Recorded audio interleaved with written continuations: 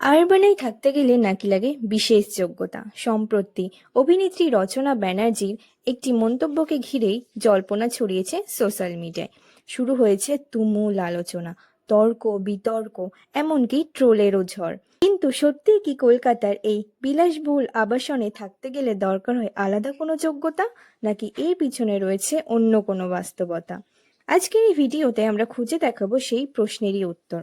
আরবানা নামটা শুনলেই চোখের সামনে ভেসে ওঠে আকাশ ছোঁয়া টাওয়ার, বিলাসবহুল জীবনযাপন এবং তারকাখচিত এক আবাসনের ছবি।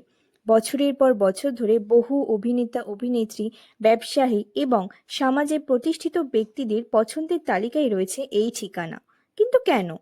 শুধুই কি বিলাসবহুল ফ্ল্যাট, নাকি এর পিছনে রয়েছে আরও বড় কোনো কারণ? বিশাল ক্লাব হাউস, সুইমিং পুল, আধুনিক জিম, কড়া নিরাপত্তা ব্যবস্থা, ব্যক্তিগত গোপনীয়তা, সবুজ পরিবেশ এবং শহরের গুরুত্বপূর্ণ এলাকাগুলির সঙ্গে সহজ যোগাযোগ, সব মিলিয়ে এখানে গড়ে উঠেছে এক আলাদা জীবনযাপন। আর সেই কারণে অনেকের কাছে এটি শুধুমাত্র একটি আবাসন নয়, বরং একটি সোশ্যাল সিম্বল। কিন্তু তাহলে কি সত্যি এখানে থাকতে গেলে লাগে বিশেষ কোনো যোগ্যতা?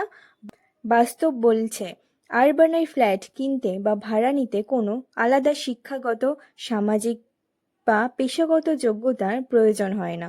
মূলত প্রয়োজন আর্থিক সামর্থ্য, আবাসনের নিয়ম মেনে চলা এবং প্রয়োজনীয় আনুষ্ঠানিকতা সম্পূর্ণ করা। তবুও প্রশ্নটা থেকেই যায়, কেন এই আবাসনকে ঘিরে এত আকর্ষণ, এত আলোচনা, এত কৌতূহল? একটি ঠিকানা কি সত্যি একজন মানুষের পরিচয় বা যোগ্যতার মাপকাঠি হতে পারে, নাকি একজন মানুষের আসল পরিচয় তৈরি হয় তার কাজ, সাফল্য এবং ব্যক্তিত্বের মাধ্যমে?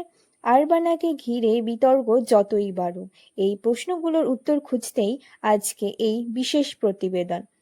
আপনার কি মত? আরবানায় থাকতে গেলে কি সত্যিই লাগে বিশেষ যোগ্যতা, নাকি এটি শুধুই জীবনযাত্রার একটি পছন্দ? মন্তব্য অবশ্যই জানান।